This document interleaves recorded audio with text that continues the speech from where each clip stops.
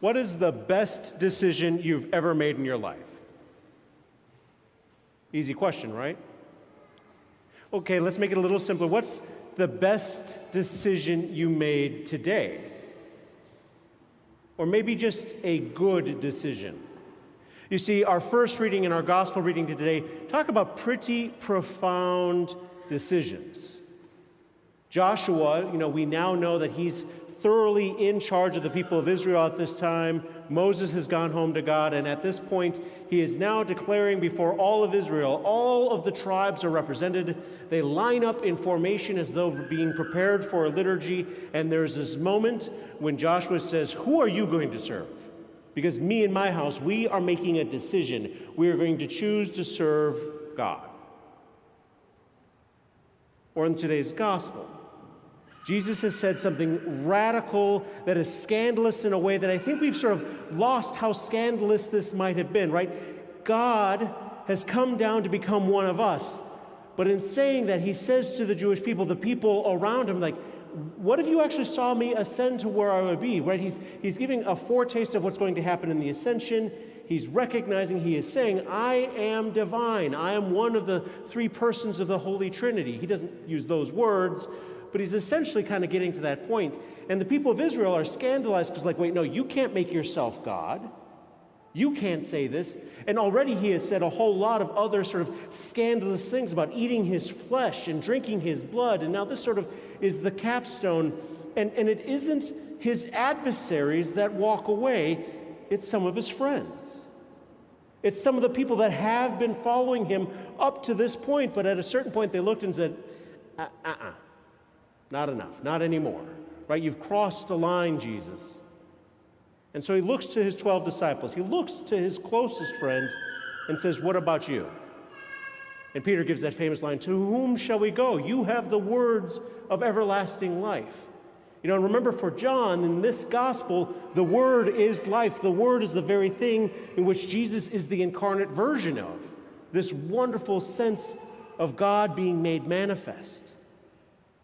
But I also think that these readings can kind of get us into a position in which we think this is a decision we make once and for all, right? The truth is, it's hard to think about the best decision you've ever made, because if it's something magnificent like, marrying someone or joining a religious order or getting a new job or any of those things, it's probably not a decision that you actually made only once.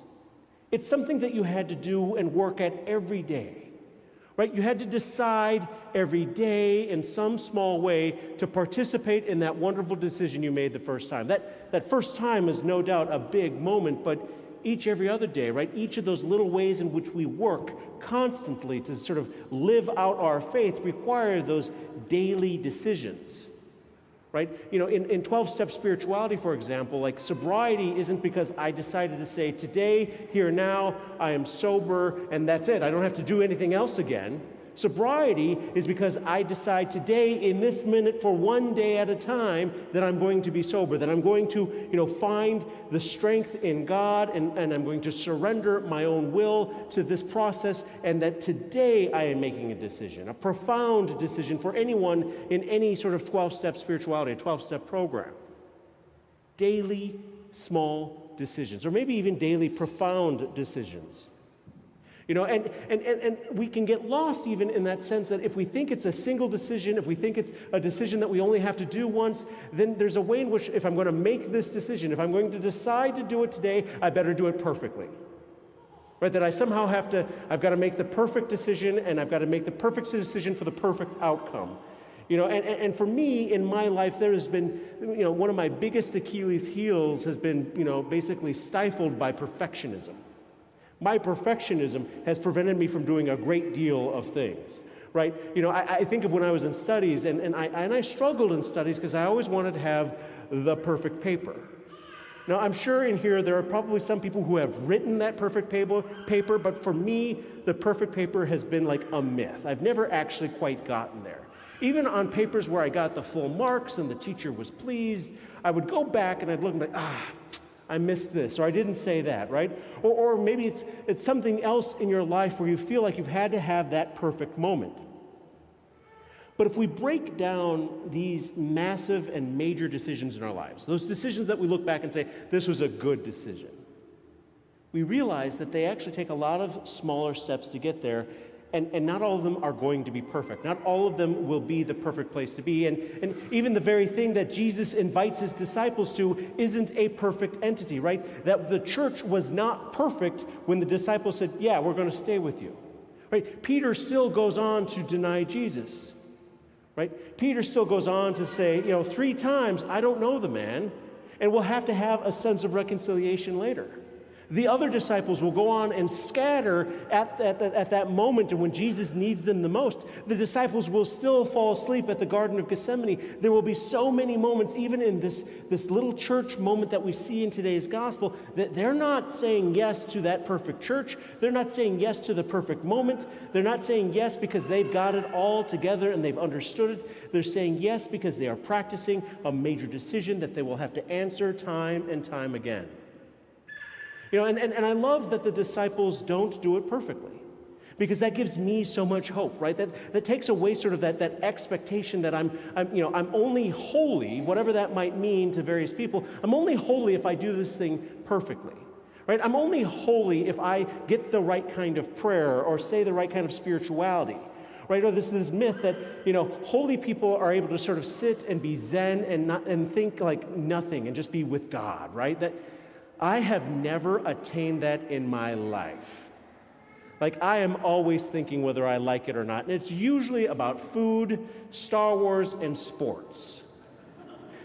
Right? I mean, and it's not, God isn't even in there, right? Like, as much as I would like to say, oh, I think about God all the time, it's usually, what's for dinner?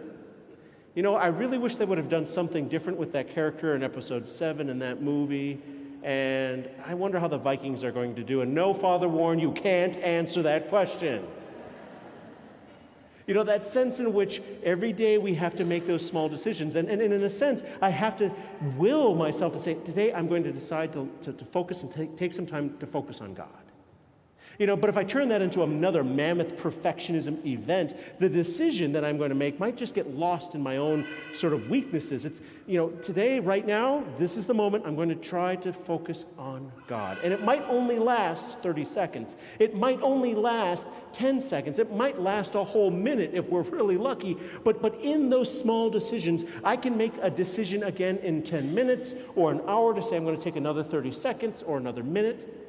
And maybe with some practice, I continue to grow that. That's that sense of, examining our day, examining our consciences, making that decision to turn towards God. But it's important to recognize what we're doing here, right? That it's not a small decision. So it's sort of that both and. I love the Joshua scene because in my mind I can see just a vast panoply of people, kind of like that moment when you're on Machinery Hill at the State Fair and you're kind of looking over the sea of people. I just imagine all of them looking towards Joshua and him in sort of this bold sense of like, for me and my house, I will serve the Lord. We will serve the Lord. And yet, knowing fully well, and perhaps it's the privilege of time, that the rest of the Old Testament is about how often Israel and the people and the children of God don't. Not because they're worse than us or this, that, or a comparison game. I don't want to go there. It's because they're human.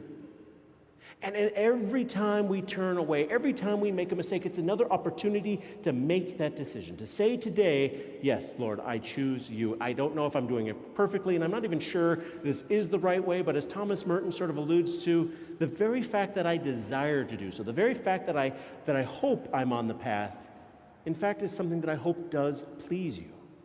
Right? And so that sense that even if we're fumbling and bumbling and sort of walking our way in this sort of mythic thing that we call life, in those moments, those decisions, if we treat every day, every moment where we can say, for me and my house, I'm going to make this decision right now. I might mess up in 10 minutes, fully aware of that.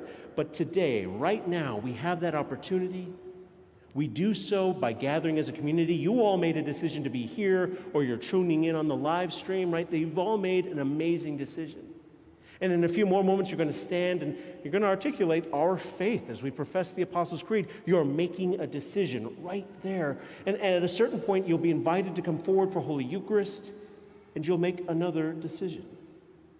Each of them, independently, as bold and as powerful as what Joshua has proclaimed, as bold and as powerful as what Peter has proclaimed, and equally, if we give ourselves that space, okay to be imperfect, on the way, and on our journey.